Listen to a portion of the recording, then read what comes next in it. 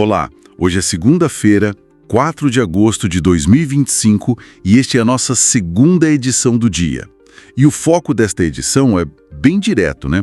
Vamos expor as distorções, as injustiças do sistema tributário brasileiro e discutir a taxação dos super ricos como um caminho, talvez, para mais equidade social. Já parou para pensar nisso? No Brasil, quem trabalha, quem está ali no dia a dia, paga imposto. E quem vive de rendimentos, de herança, muitas vezes não paga na mesma proporção. Ou até nada. É um desequilíbrio gritante, né? E que impacta milhões de vidas. Vamos tentar entender hoje por que esse sistema nosso é, muitas vezes, descrito assim, como uma máquina que pesa mais para quem tem menos, sabe? E que acaba aliviando para quem já tem muito. Exatamente. A promessa aqui nessa edição é essa: revelar um pouco dos bastidores do que andam chamando de reforma do IR. E analisar por quê, né? Mesmo com tanta promessa de justiça fiscal, parece que os mais ricos continuam, bem, com um tratamento todo especial. O ponto de partida, eu acho, é a nossa desigualdade. Ela é estrutural, é profunda aqui no Brasil. Idealmente, né, a gente pensa que a tributação deveria ajudar a reduzir isso, redistribuir um pouco. Mas o nosso sistema, historicamente, ele faz o contrário. Ele pesa muito sobre o consumo, sobre o salário. É verdade. E tem dados recentes da Oxfam que mostram isso de forma bem clara, né? Os 10% mais pobres da população, eles chegam a comprometer, olha só, 32% da renda deles com tributos. 32% é uma carga imensa, né, para quem já tem tão pouco. Exato. E aí você olha o outro lado. E aí vem o contraste, né?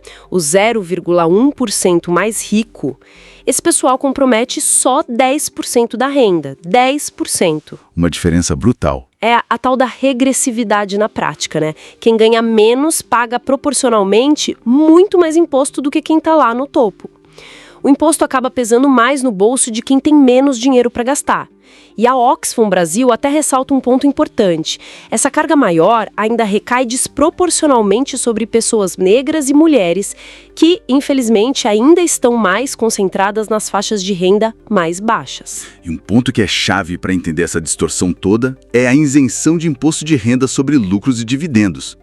Aqueles que são distribuídos para a pessoa física, né? Sim, estamos falando daquela grana que os donos, os acionistas das empresas recebem. É diferente do salário, né, do empregado. Exato. E essa isenção não é de hoje, né? Vem lá de 1996.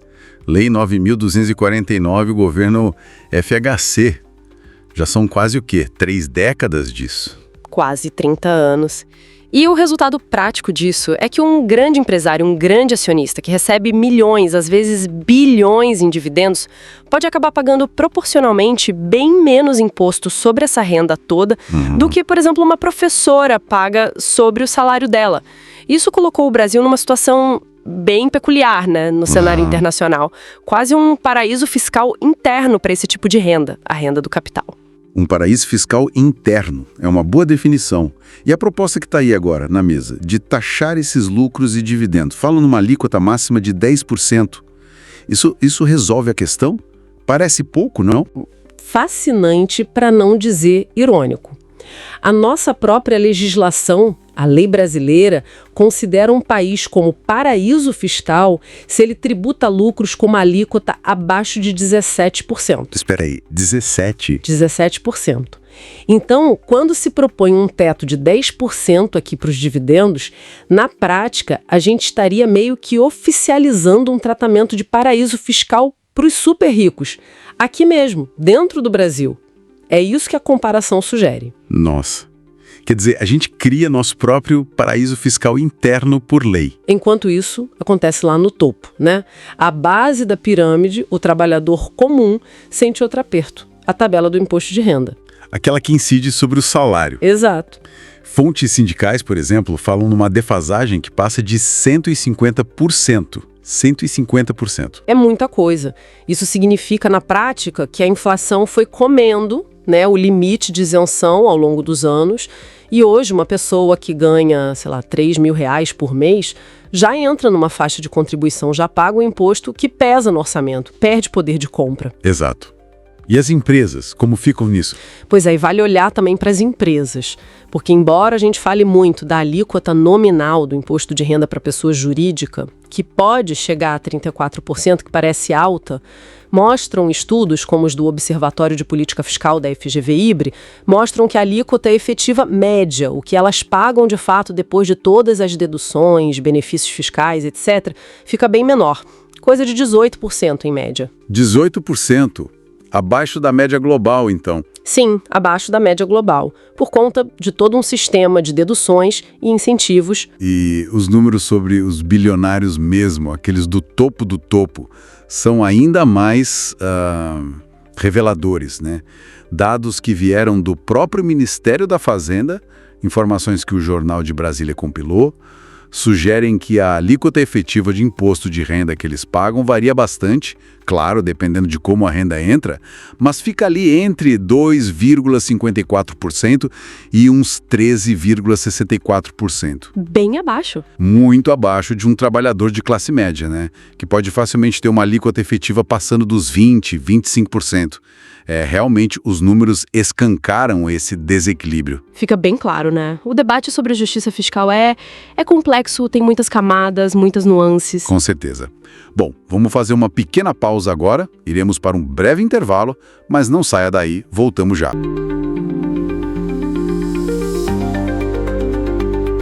Bem, retomando nossa edição, vamos mergulhar agora nas críticas, né? E nas lacunas que estão sendo apontadas nesse projeto de reforma tributária em discussão.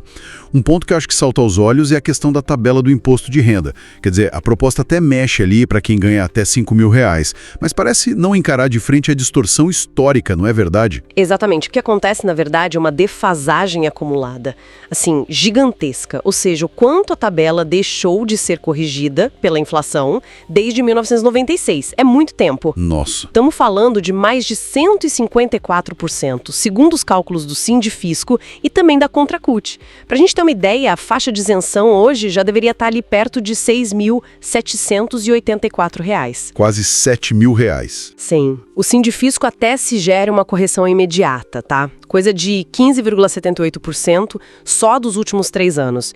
Isso para dar um respiro para a classe média, né? Combinado com a taxação dos super ricos.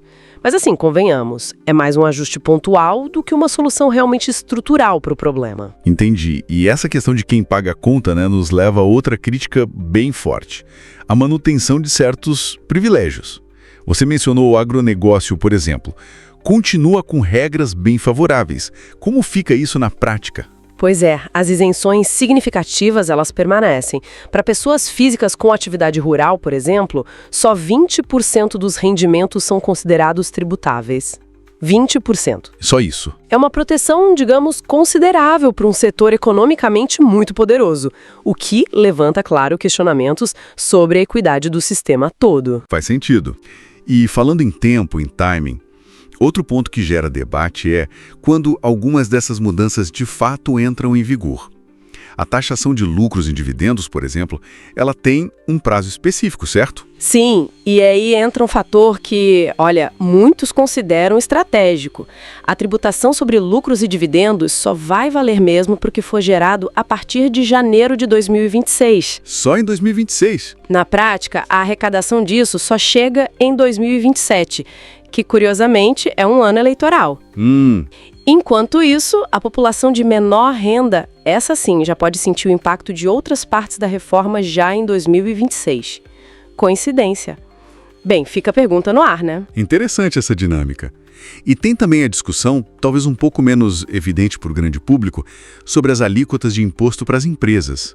Existe uma diferença grande entre o que está na lei, o nominal, e o que é efetivamente pago. Muita diferença. Olha só, a alíquota nominal, aquela que está lá na lei para as empresas, gira em torno de 34%. Parece alta, né? Sim, bastante. Porém, estudos importantes como os da FGV e IBERE mostram que a alíquota efetiva média, ou seja, o que as grandes companhias realmente desembolsam depois de todos os descontos, benefícios e tal, é de apenas 18%. 18%, metade, praticamente. Exato, bem abaixo da média global, que é de 23%. Isso, assim, escancara uma brecha enorme no sistema. Quer dizer, na teoria, a carga é uma, mas na prática, ela é bem menor para as grandes empresas. E esse desenho, esse modelo, não parece ter surgido do nada, viu? Várias análises apontam que isso reflete um projeto construído ao longo de décadas, especialmente a partir das reformas ali dos anos 1990, que buscaram, de certa forma, blindar o topo da pirâmide econômica. Blindar os mais ricos. Justamente. E aí vem aquele discurso forte, muitas vezes ecoado na grande mídia por parlamentares com laços no mercado financeiro, de que, taxar os ricos vai quebrar a economia. A gente ouve muito isso. Mas os dados e a experiência internacional costumam mostrar o contrário, não é? Exatamente. A realidade, na verdade, sugeriu o oposto. Sem justiça tributária, o que acontece? A concentração de renda aumenta e isso acaba freando o consumo e, por consequência, a própria economia fica estagnada. Além, claro, de esvaziar a democracia. Como bem lembrou o senador Paulo Paim, e é um dado chocante, o Brasil é uma exceção global. Um dos poucos países do mundo onde bilionários não pagam imposto sobre dividendos. É impressionante isso. Isso vai na contramão direta dos princípios da capacidade contributiva e da equidade, que são pilares da nossa Constituição de 1988. Fica claro, então, que o debate é bem mais profundo do que parece. Se não houver uma mobilização forte da sociedade, por uma reforma fiscal que realmente busque justiça, com taxação adequada dos mais ricos, correção séria da tabela do imposto de renda, fim de privilégios injustificados, a gente corre o risco sério de perpetuar essa dinâmica. Quem herda patrimônio vive confortavelmente, enquanto quem depende do trabalho segue no aperto. No sufoco. É crucial, é fundamental, resgatar o espírito da Constituição Cidadã de 88. A busca por justiça social, por equidade, pelo papel redistributivo do Estado. Ignorar esses princípios é, no fim das contas, permitir que interesses de poucos corroam a base da nossa democracia. É manter uma arquitetura tributária que beneficia desproporcionalmente quem já tem muito. Portanto, fica o recado. A justiça fiscal vai muito além de números e regras técnicas. No fundo, é sobre qual projeto de país a gente quer construir. E ter acesso à informação, entender o que está em jogo, é o primeiro passo. É fundamental para que mais gente possa participar desse debate e exigir as mudanças necessárias. Os links para as fontes que serviram de base para a criação desta edição e também o acesso a outros artigos se encontram na descrição do episódio, pessoal. Um abraço carinhoso e lembre-se, o podcast vai ao ar de segunda a sexta às 7, 12 e 17 e aos sábados ao meio-dia.